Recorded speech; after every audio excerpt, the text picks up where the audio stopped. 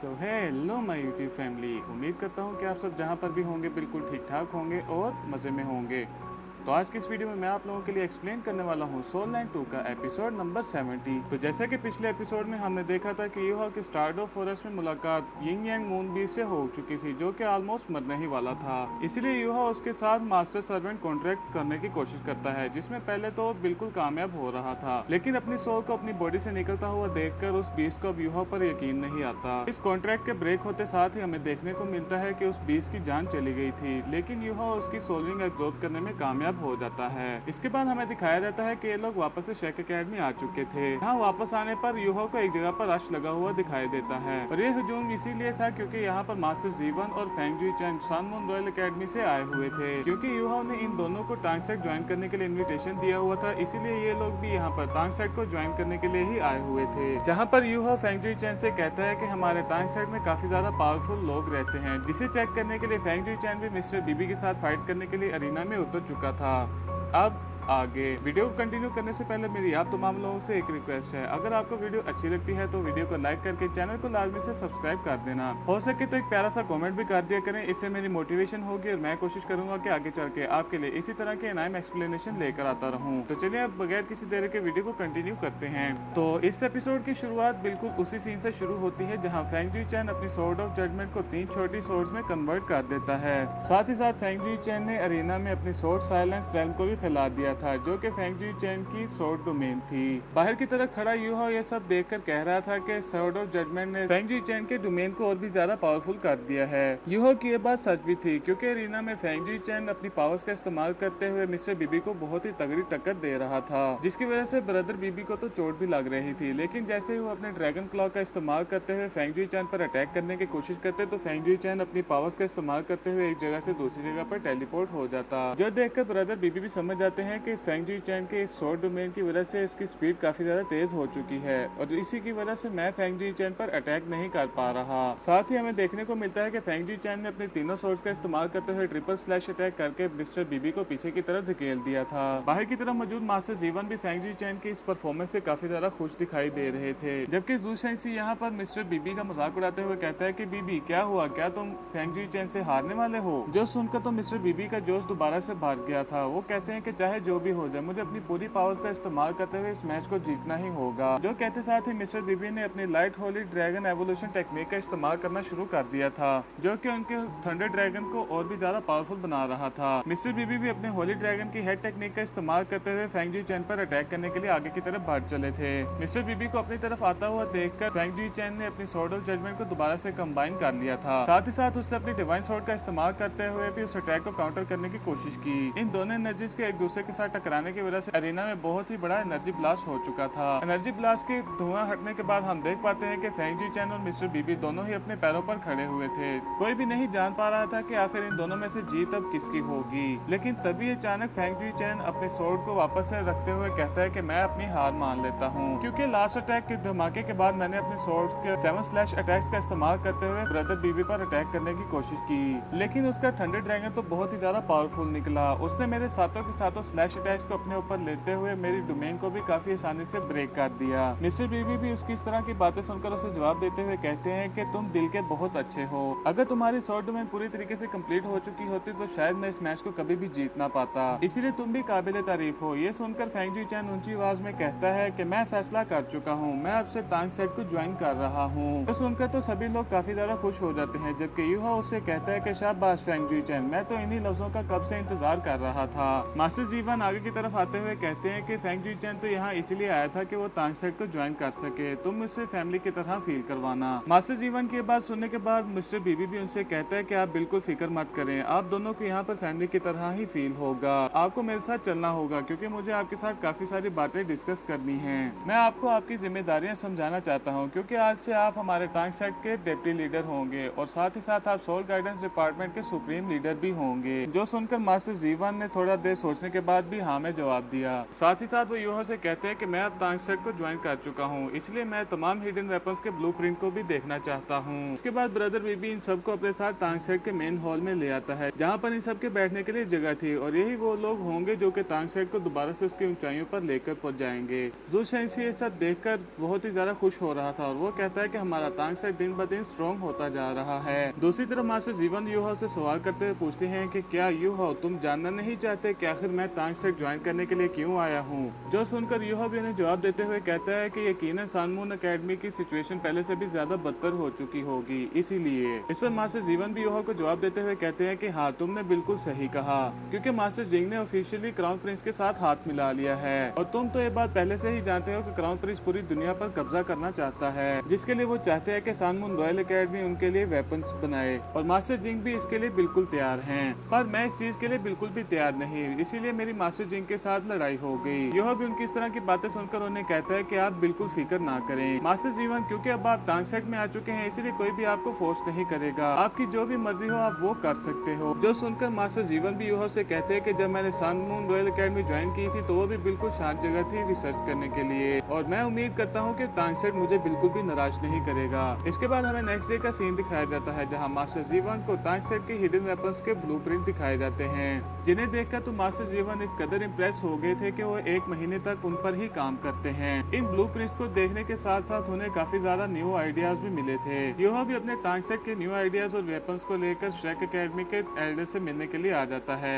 यह यहाँ पर आते साथ ही उन टीचर्स को कहता है कि हम लोग उस चीज का सोल्यूशन लेकर आ चुके हैं कि कैसे हम अपने श्रेक एकेडमी के स्टूडेंट्स को और ज्यादा स्ट्रॉन्ग कर सकें। मेरा यही प्लान है कि हमें सारे के सारे स्टूडेंट्स को सोल गाइडेंस के बारे में समझाना होगा। मेरे हिसाब से हमारे तांग सेट ने काफी ज्यादा एडवांस वेपन्स बनाए हैं, जिन्हें इस्तेमाल करने के लिए हमें बहुत ही कम पावर का इस्तेमाल करना होगा। इन्हें इस्तेमाल करना भी काफी ज्यादा आसान है, और इन्हीं वेपन्स का इस्तेमाल करते हुए हमारा कोई भी स्टूडेंट अपनी अटैक की पावर को 1.5 गुना तक बढ़ा सकता है। यह की बात सुनकर कुछ टीचर्स तो उसे कह रहे थे कि ये सोल गाइडेंस तो एक एक्सटर्नल वेपन है, मुझे नहीं लगता कि कई सारे सोल मास्टर इसको इस्तेमाल करना चाहेंगे। लेकिन यहाँ पर कई सारे टीचर्स यूहो को सपोर्ट भी करते हैं, क्योंकि उनका ख्याल है कि हमारे स्टूडेंट्स को इंटरनली और एक्सटर्नली दोनों तरफ से स्ट्रॉन्ग होना चाहिए। इवन मास्टर यान यहाँ पर यूहो से कहते हैं कि मैं फैसला कर चुका हूँ, हमारे डिपार्टमेंट में 2 तरह की क्लासेस को ऐड कर दिया जाएगा। जितने भी फ्रेशमैन हमारे एकेडमी में आएंगे उन्हें हर हाल में सोल गाइडेंस के बारे में कुछ ना कुछ तो सीखना ही होगा, फिर आगे उनकी मर्जी, अगर वो आगे भी सोल गाइडेंस टूल को सीखना चाहें तो वो सीख सकते हैं, लेकिन अगर वो ना भी सीखना चाहें तो एटलीस्ट उन्हें सोल गाइडेंस टूल्स के बारे में कुछ थोड़ी बहुत तो नॉलेज होगी। इसके बाद दूसरी तरफ हम देखते हैं कि मास्टर जीवन ने सोल गाइडेंस वेपन्स के अलावा काफी सारे सोल गाइडेंस टूल्स के ऊपर भी काम किया था, जिससे वो लंबे सफर और कम्युनिकेशन को आसान कर सके, क्योंकि उन्हें वेपन से ज्यादा इस तरह के टूल्स बनाने में मजा आता है। यहाँ इसके बाद हमें दिखाया जाता है कि सब कुछ बहुत ही अच्छा चल रहा था। यूहो अपने दोस्तों के साथ मिलते हुए तांग सेट के लिए काफी ज्यादा डिसाइपल्स को इनवाइट कर रहा था। यूं ही कई सारे हफ्ते बीत गए। एक दिन मिस्टर बीबी यूहो के पास आते हुए उसे कहते हैं कि यूहो तुम्हें नेक्स्ट सोल फाइटिंग कंपटीशन के लिए तैयारी करना होगी, क्योंकि अगला सोल फाइटिंग कंपटीशन स्टार्ट होने में सिर्फ 3 महीने ही रह चुके हैं। पिछली बार तो हम श्रेक एकेडमी की तरफ से मेन टीम नहीं थे, लेकिन इस बार हम लोग मेन टीम ही होंगे।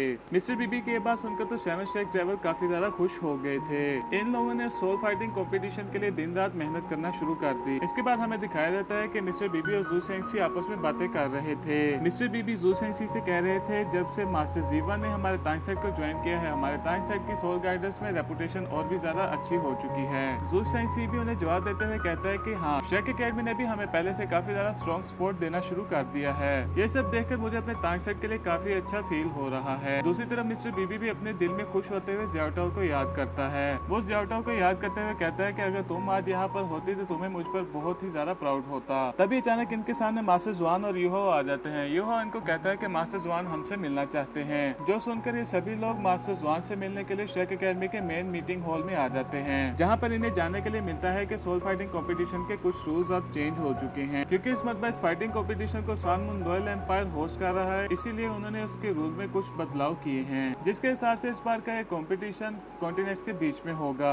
यानी कि कोई भी सेक्ट इस कंपटीशन को ज्वाइन कर सकता है, जिसकी वजह से इस बार तो पहले से भी दुगनी टीम मौजूद होंगी, क्योंकि इस मरतबा सेक्ट्स भी हिस्सा ले सकते हैं, तो बॉडी सेक्ट आखिर कैसे पीछे रह सकता है। मास्टर जुआन की ये बात सुनने के बाद मिस्टर बीबी भी उन्हें जवाब देते हुए कहते हैं कि हाँ, इस मरतबा का कंपटीशन काफी ज्यादा टफ होने वाला है और हो सकता है कि हम इस मरतबा जीत ना सकें। यकीनन आप हमें यही बताने के लिए आए होंगे ताकि हम लोग अब मेहनत करने के बाद अपने आप को मजीद स्ट्रॉन्ग कर सके। जो सुनकर मास्टर जुआन भी उन्हें जवाब देते हुए कहते हैं कि मुझे तुम 7 शेक डेविल पर कोई भी शक नहीं, मैं जानता हूँ कि तुम लोग बहुत ज्यादा स्ट्रॉन्ग हो, लेकिन मैं यहाँ पर तुमसे कुछ और बात करने के लिए आया था। हाँ, ये बात तो सच है कि कंपटीशन के रूल चेंज हो चुके हैं, जिसकी वजह से हमारे शेक एकेडमी को काफी ज्यादा मेहनत करनी होगी, लेकिन ये चीज तुम लोगों के लिए बहुत ही ज्यादा फायदेमंद है, क्योंकि तुम लोगों का टांग सेट भी अब इस फाइटिंग कंपटीशन में हिस्सा ले सकता है। ये सुनकर तो वहाँ मौजूद सभी लोग काफी ज्यादा हैरान हो जाते हैं। केटाओ मास्टर जुआन से सवाल करते हुए पूछता है कि आप चाहते हैं कि हम लोग टांग सेट की तरफ से फाइट करें, तो फिर आखिर शेक एकेडमी की तरफ से कौन फाइट करने के लिए जाएगा। जो सुनकर मास्टर जुआन केटाओ को जवाब देते हुए कहते हैं कि शेक एकेडमी ऑलरेडी अपने डिसाइपल्स का बंदोबस्त कर चुकी है। मैं ये बात नहीं कह रहा कि तुम लोगों से 7 शेक ड्राइवर्स का टाइटल छीन लिया जाएगा, क्योंकि तुम लोग 7 शेक ड्राइवर हमेशा के लिए रहोगे,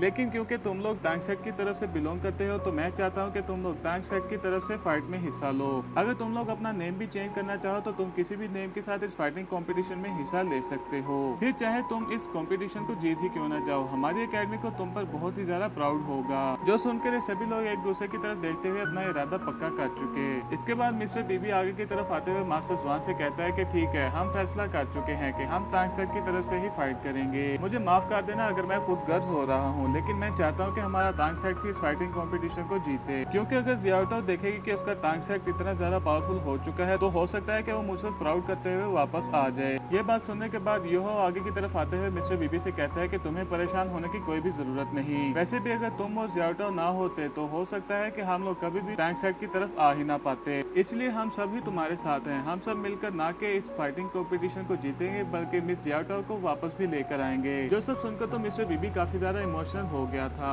वो यहाँ पर अपने सभी दोस्तों का शुक्रिया अदा करता है। इवन मास्टर जुआन भी आगे की तरफ आते हुए इन्हें कहते हैं, मैं ये सब देखकर बहुत ज्यादा खुश हूँ कि तुम सभी लोग काफी ज्यादा मोटिवेटेड हो, लेकिन ज्यादा खुश होने की कोई जरूरत नहीं, क्योंकि हमारी शेक एकेडमी की टीम भी काफी ज्यादा कमाल की है। उस टीम में मैंने ऐसे स्टूडेंट्स ऐड किए हैं जिन्हें देखकर तो तुम लोग काफी ज्यादा सरप्राइज हो जाओगे, और उनकी लीडर की तो कोई भी बात नहीं। यहाँ मास्टर जुआन की ये बात सुनने के बाद वो सभी लोग सोचने पर मजबूर हो जाते हैं कि आखिर उनकी कैप्टन कौन होगी। मास्टर जुआन के ये सब कुछ कहने के बाद हमें शेक एकेडमी की न्यू टीम इंट्रोड्यूस करवाई जाती है। इनकी टीम लीडर कोई और नहीं बल्कि मिस वांग काइनीर थी। मास्टर जुआन को भी अंदाजा हो चुका था कि मिस वांग काइनीर आखिर कितनी ज्यादा पावरफुल है, इसीलिए उन्होंने अपनी नई टीम से काफी ज्यादा उम्मीदें भी लगा ली थी। इसके बाद हमें नेक्स्ट डे का सीन दिखाया जाता है, जहाँ शेक एकेडमी की न्यू टीम और टांग सेट की टीम के दरमियान एक फ्रेंडली फाइट हो रही थी। हम देखते हैं कि मिस वांग काइनीर केटाओ का मुकाबला कर रही थी, जहां उसने अपने गोल्डन स्पेयर को भी बाहर निकाल लिया था। दूसरी तरफ केटाओ भी अपने थ्रस्टर्स का इस्तेमाल करते हुए पीछे की तरफ आते हुए सोल गाइडेंस कैनन का इस्तेमाल करते हुए काफी ज्यादा अटैक मिस वांग काइनीर पर कर रहा था, जहां मिस वांग काइनीर उसके सारे अटैक्स को डॉज करने के बाद अपने गोल्डन ड्रैगन स्पेयर का इस्तेमाल करते हुए केटाओ पर हमला करने के लिए आगे आ जाती है,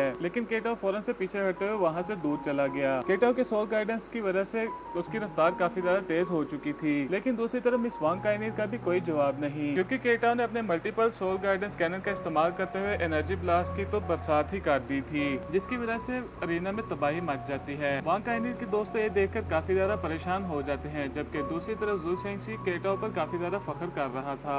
उसे लग रहा था कि शायद केटाओ इस फाइट को जीत गया। एनर्जी ब्लास्ट का धुआं हटने के बाद हमें देखने को मिलता है कि मिस वांग काइनीर ने अपने गोल्डन ड्रैगन का इस्तेमाल करते हुए उस अटैक को पूरे तरीके से रोक चुकी थी। उसको तो जरा सा भी असर नहीं हुआ था, बल्कि वो अपने गोल्डन ड्रैगन स्पेयर का इस्तेमाल करते हुए काफी ज्यादा तेजी से केटाओ पर हमला करने के लिए आ चुकी थी। केटाओ भी इस मौके का फायदा उठाते हुए हवा में चारों तरफ बॉम्ब्स को फैला चुका, जबकि खुद वो फ्लाइंग व्हील्स का इस्तेमाल करते हुए धमाके की रेंज से दूर चला जाता है। इसके बाद हम देख पाते हैं कि केटाओ नीचे की तरफ मौजूद मिस वांग काइनीर को ढूंढना शुरू हो गया, लेकिन मिस वांग काइनीर अचानक ही पलक झपकते ही केटाओ के पीछे आ जाती है, जो देखकर तो केटाओ भी समझ आता है कि अब उसके पास बिल्कुल भी टाइम नहीं, इसीलिए वो फौरन से अपने आसपास एक शील्ड को बना लेता है ताकि वो मिस वांग काइनीर के अटैक को ब्लॉक कर सके। लेकिन हम लोग देख पाते हैं कि केटाओ का वो शील्ड बैरियर ज्यादा देर तक टिक नहीं पाया, जिस शील्ड के डिस्ट्रॉय होते ही केटाओ भी जमीन पर आ गिरा, और हम देख पाते हैं कि मिस वांग काइनीर भी काफी कूल तरीके से केटाओ के सामने आकर खड़ी हो जाती है। केटाओ समझ चुका था कि वो मिस वांग काइनीर से जीत नहीं सकता, इसीलिए वो फौरन ही अपनी हार मान लेता है। ये देखकर तो शेक एकेडमी के डिसाइपल्स काफी ज्यादा खुश हो जाते हैं। इवन उनमें से तो कुछ लोग बातें करते हुए कह रहे थे कि हमारी न्यू कैप्टन काफी ज्यादा कमाल की है। डाई हुआबिन भी इस न्यू टीम का हिस्सा है। वो हमेशा से यूहो को हराना चाहता है, लेकिन वो कभी भी इसमें कामयाब नहीं हो पाया, इसीलिए उसे काफी ज्यादा गुस्सा भी आ रहा था। दूसरी तरफ केटाओ अपनी टीम के पास वापस आते हुए उन्हें कहता है कि सच में ये लड़की तो काफी ज्यादा पावरफुल है, जो सुनकर जू शेंगशी वहीं पर मौजूद टांग उटोंग को देखकर कह रहा था, टांग उटोंग अभी तक अपनी सोल पावर को रिकवर नहीं कर पाई, इसलिए मुझे लगता है कि मुझे मुझे ही मिस वांग काइनेर से फाइट करने के लिए अरीना में जाना होगा। ये सब कहने के बाद तो जू शेंगसी आगे अरीना की तरफ आने ही वाला था, लेकिन ब्रदर बीबी उसे वहीं पर रोक देते हैं। साथ ही साथ वो यूहा से कहते हैं कि यूहा, तुम वांग काइनेर की ताकत के बारे में जानना चाहते थे, इसलिए मुझे लगता है कि तुम्हें उससे फाइट करनी चाहिए। जो सुनकर यूहा भी हाँ में सर हिलाते हुए फाइट करने के लिए अरीना में आ जाता है, जहाँ पर हम देख पाते हैं कि मिस वांग काइनेर अपने गोल्डन ड्रैगन स्पेयर को लेकर काफी ज्यादा तेजी के साथ यूहा पर अटैक करने के लिए आ जाती है। यूहा भी अपनी सोल डिटेक्शन टेक्निक का इस्तेमाल करते हुए मिस वांग काइनेर के हर एक अटैक को डोज करने की कोशिश कर रहा था। साथ ही साथ यूहा भी अपनी मेंटल पावर का इस्तेमाल करते हुए भी वांग काइनेर को कमजोर करने की कोशिश करता है, लेकिन दूसरी तरफ हम देख पाते हैं कि मिस वांग काइनेर ने अपने गोल्डन ड्रैगन स्पेयर का इस्तेमाल करते हुए उस अटैक को तो बीच से ही काट दिया, जो देखकर तो यूहा काफी ज्यादा सरप्राइज हो जाता है। लेकिन यूहा यहाँ पर भी नहीं रुकता, यूहा फौरन से अपनी सोल शॉक टेक्निक का इस्तेमाल करते हुए मिस वांग काइनेर पर दोबारा से अटैक कर देता है, जिसकी वजह से मिस वांग काइनेर का तो सर चकरा गया था। इसीलिए यूहा मौके का फायदा उठाते हुए फौरन से मिस वांग काइनेर पर अटैक करने के लिए आगे की तरफ बढ़ जाता है। लेकिन यूहा जैसे ही मिस वांग काइनेर पर अटैक करने के लिए उसके पास पहुंच जाता है, तो हम देख पाते हैं कि मिस वांग काइनेर फौरन से होश में आ जाती है, जो देखकर तो यूहा भी काफी ज्यादा सरप्राइज हो गया था। वो अपने आप से कहता है कि आखिर मिस वांग काइनेर मेरे इस सोल शॉक अटैक से कैसे इतनी जल्दी रिकवर हो सकती है। इवन के मिस वांग काइनेर और यूहा के पंच जब आपस में टकराते हैं, तो हमें ये भी जानने को मिलता है कि मिस वांग काइनेर की स्ट्रेंथ यूहा से काफी ज्यादा है। इसकी वजह से यूहा भी काफी ज्यादा पीछे की तरफ आ चुका था, जो देखकर तो यूहा कहता है कि ये लड़की मेरी उम्मीद से भी ज्यादा ताकतवर निकली, मुझे मजबूरन अपनी इस टेक्निक का इस्तेमाल करना होगा। जो कहते साथ ही यूहा ने स्नो गर्ल की snow dance in the snow realm technique को इस्तेमाल करना शुरू कर दिया, जिसकी वजह से अरीना में बर्फ का एक टोर्नेडो क्रिएट हो जाता है। इस आइस रेल्म की वजह से यूहा की आइस एबिलिटीज काफी ज्यादा इंक्रीज हो जाती हैं। इसके बाद यूहा अपने एक्सट्रीम आइस क्रिस्टल्स का इस्तेमाल करते हुए मिस वांग काइनेर पर अटैक करना शुरू हो गया, लेकिन दूसरी तरफ मिस वांग काइनेर अपने एंशिएंट गोल्डन ड्रैगन की स्पिरिट का इस्तेमाल करते हुए उस अटैक को वहीं पर रोक देती है। साथ ही साथ वो आगे की तरफ बढ़ते हुए यूहा को पंच करने की भी कोशिश करती है, जहां पर यूहा मिस वांग काइनेर के अटैक को डॉज करने के बाद मिस वांग काइनेर के एक हाथ को भी फ्रीज कर चुका, जबकि यूहा साथ ही साथ अपने काफी पावरफुल पान टेक्निक का इस्तेमाल करते हुए भी मिस वांग काइनेर पर अटैक करने की कोशिश करता है, लेकिन हम देख पाते हैं कि यूहा बीच में ही रुक जाता है। यूहा के अटैक को देखकर मिस वांग काइनेर फौरन से ही हार मान चुकी, क्योंकि उसके मुताबिक उसका एक हाथ पहले से ही फ्रीज हो चुका था, और अगर यूहा इस टेक्निक का इस्तेमाल करते हुए मिस वांग काइनेर के वाइटल पॉइंट्स पर हमला करता, तो वांग काइनेर काफी ज्यादा सीरियसली इंजर्ड हो सकती थी, इसलिए यूहा यहाँ पर जीत चुका है। इसके बाद मिस वांग काइनेर अपने गोल्डन ड्रैगन स्पीयर को लेते हुए डीन यान से कहती है, मुझे अपनी टीम को लेकर यहाँ से प्रैक्टिस करने के लिए जाना होगा, आज का ये मैच यहीं पर खत्म होता है। यहाँ मिस वांग काइनेर की ये बात सुनने के बाद उसकी टीम भी रवाना हो जाती है। दूसरी तरफ जू शेंगसी यूहा के पास आकर उसकी तारीफ करने लगा। वो कहता है कि वाह मेरे भाई, तुम तो काफी ज्यादा कमाल के निकले, तुमने इतनी पावरफुल कैप्टन को जो हरा दिया, तुम्हारी पावर का तो कोई भी जवाब नहीं। लेकिन दूसरी तरफ यूहा जानता था कि असली सिचुएशन ये नहीं थी, बल्कि वांग काइनेर बहुत ही ज्यादा स्ट्रॉन्ग निकली, उसने ऑलमोस्ट मेरे आइस रेल्म को ब्रेक कर दिया था। तभी अचानक यूहा को अपने सोल सी से किसी की आवाज सुनाई दी, जो कि यूहा से कह रहा था कि मैं डीप स्लीप में क्या चला गया, तुमने तो काफी सारे काम कर दिए, मेरी उम्मीद से तो तुम कुछ ज्यादा ही ताकतवर हो चुके हो। जो सुनकर तो यूहा शौक होते हुए फौरन से अपने सोल सी के अंदर आ जाता है, क्योंकि वो जानता था कि यह कोई और नहीं टियानमिंग है। यूहा उसके पास आते हुए कहता है कि आखिरकार तुम अपनी डीप स्लीप से जाग गए, तुम पिछले 6 महीने से सो रहे थे, लेकिन अभी तक आइस एम्प्रेस अपनी डीप स्लीप से बाहर क्यों नहीं आई। जो सुनकर टियानमिंग फ्लेक्स करते हुए यूहा से कहता है कि हाँ, मैं 1 मिलियन साल पुराना सोल बीस्ट हूँ, इसीलिए मैं जल्दी होश में आ गया, तुम फिक्र मत करो, आइस जेट स्कॉर्पियन एम्प्रेस भी जल्द होश में आ जाएगी। फिलहाल उससे पहले तो हमें एक और काम करना होगा, मैं तुम्हारा सोल स्पिरिट बनना चाहता हूँ, इसलिए मेरे साथ सोल स्पिरिट कॉन्ट्रैक्ट कर लो। हाँ, ये बात तो सच है कि मैं ऑलरेडी तुम्हें अपनी 1 मिलियन साल पुरानी सोल रिंग दे चुका हूँ, तो मेरे पास तुम्हें तो देने के लिए कुछ ज्यादा नहीं होगा, लेकिन चूंकि मैं 1 मिलियन साल पुराना सोल बीस्ट हूँ, तो हो सकता है कि तुम्हारा सोल स्पिरिट बनने के बाद तुम्हें कुछ न्यू एबिलिटीज दे सकूं। जो सुनकर तो यह पिछली बार का इवेंट याद करते हुए उसे कहता है कि नहीं, ये बहुत ज्यादा रिस्की होगा, हो सकता है कि इसमें तुम्हारी जान भी चली जाए। जो सुनकर टियानमिंग दोबारा से फ्लैश करते हुए यह से कहता है कि अरे यार, तुम फिक्र मत करो, मैं 1 मिलियन साल पुराना सोल बीस्ट हूँ, मैं इतनी जल्दी नहीं मरने वाला। टियानमिंग की ये बात सुनने के बाद यह भी आखिरकार उसको अपनी सोल स्पिरिट बनाने के लिए मान जाता है। इसके बाद हम देख पाते हैं कि यह भी सोल स्पिरिट कॉन्ट्रैक्ट को बनाना शुरू कर देता है, बिल्कुल पिछली बार की तरह। लेकिन चूंकि इस मरतबा टियानमिंग यूहा का साथ देने के लिए तैयार है, तो इस मरतबा हम देख पाते हैं कि वो टेक्निक सक्सेसफुल हो जाती है, जिसकी वजह से हम देख पाते हैं कि टियानमिंग तो काफी ज्यादा खुश दिखाई दे रहा था, क्योंकि वो यूहा की बॉडी से कभी भी बाहर आ जा सकता है। साथ ही साथ वो एक्साइटेड होते हुए यूहा से कह रहा था कि एक मरतबा बिंग बिंग भी होश में आ जाए, तो तुम उसे भी अपना सोल स्पिरिट बना लेना, ताकि वो भी तुम्हारी बॉडी से बाहर आ सके, मैं उसको लेकर एक डेट पर जाऊंगा। ये सब कहने के बाद तो टियानमिंग ख्याली पुलाव पका ही रहा था। दूसरी तरफ स्नो गर्ल टियानमिंग को काफी ज्यादा अजीब तरीके से देख देख रही थी, क्योंकि उसने खुद जैसा सोल स्पिरिट पहले कभी नहीं देखा था। दूसरी तरफ हम देखते हैं कि यूहो उसके पास आते हुए कहता है कि ठीक है, जैसा तुम चाहते हो वैसा मैं कर दूंगा, लेकिन उससे पहले मैं तुम्हें अपने साथ ले जाकर किसी से मिलवाना चाहता हूँ। इसके बाद नेक्स्ट सीन हम लोगों को शाम का दिखाया जाता है, जहाँ यूहो टांग उटोंग का हाथ पकड़ते हुए उसे अपने साथ कहीं पर ले जा रहा था। मिस टांग उटोंग भी उसे हैरान होते हुए सवाल करते हुए पूछती है, आखिर तुम मुझे क्या सरप्राइज दिखाना चाहते हो? जो सुनकर यूहो भी मिस टांग उटोंग को जवाब देते हुए कहता है कि अपनी आंखें खोलो और खुद ही देख लो। जो सुनकर टांग उटोंग जैसे ही अपनी आंखें खोलती है, उसके सामने एक क्यूट सा सिल्क वॉर्म खड़ा था। यूहो भी टियानमिंग को इंट्रोड्यूस करवाते हुए कहता है, यह वो सबसे पहला सोल बेस था जो कि मेरी सोल रिंग बना। इसका नाम टियानमिंग है। जो सुनकर मिस टांग उटोंग आगे की तरफ आते हुए उसके गालों के साथ शुरू हो जाती है। वो कहती है कि वाओ, ये कितना क्यूट है। इसके बाद टियानमिंग यूहो से कहता है कि चलो अब तुम्हारी न्यू सोल एबिलिटी के बारे में बात करते हैं। ये सब कहने के बाद टियानमिंग ने यूहो की एक सोल रिंग को लाइफ रिफ्लेक्शन शील्ड में कन्वर्ट करना शुरू कर दिया था। ये शील्ड देखने में काफी ज्यादा पावरफुल और खतरनाक लग रही थी, जिसके बारे में टियानमिंग यूहो से कहता है कि ये है मेरी तरफ से तुम्हारे लिए एक तोहफा। तुम इस शील्ड का इस्तेमाल करते हुए किसी भी फिजिकल या मेंटल अटैक का रोक पाओगे, लेकिन मैं एक बात तुम्हें पहले ही बता दूं कि तुम सिर्फ इससे लाइफ फॉर्म के अटैक को ही ब्लॉक कर पाओगे। तुम सोल गाइडेंस वेपन के अटैक को इस शील्ड का इस्तेमाल करते हुए बिल्कुल भी ब्लॉक नहीं कर पाओगे। जो सुनकर तो यूहो काफी ज्यादा एक्साइटेड हो गया। वो उससे कहता है कि वाह, ये शील्ड तो वाकई में काफी ज्यादा पावरफुल है, लेकिन क्या इसकी कोई कमजोरियां भी हैं? जो सुनकर टियानमिंग एक मरतबा फिर से फ्लेक्स करते हुए यूहो से कहता है कि नहीं, ये तो टियानमिंग की बनाई गई शील्ड है, भला इसमें कमजोरी कैसे होगी? लेकिन दूसरी तरफ जैसे स्नो गर्ल ने उस शील्ड पर अपने पंच से अटैक किया तो टियानमिंग को भी अंदर से दर्द हुआ। इसके बाद टियानमिंग यूहो से कहता है कि चलो ठीक है, मैं तुम्हें इसके बारे में सारी सच्चाई बता देता हूँ। असल में ये शील्ड तो काफी ज्यादा पावरफुल अटैक्स को ब्लॉक तो जरूर कर पाएगी, लेकिन तुम्हें शायद इस शील्ड का दोबारा इस्तेमाल करने के लिए 3 महीने के रिकवरी पीरियड का इंतजार करना होगा।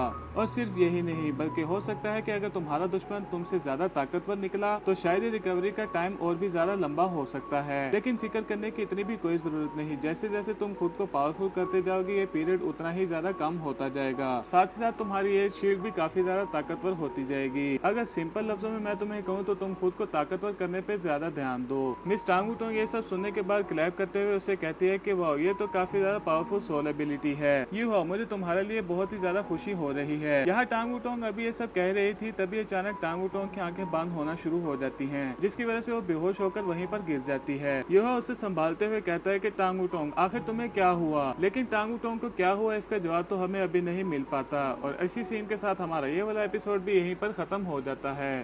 Thank you so much for watching.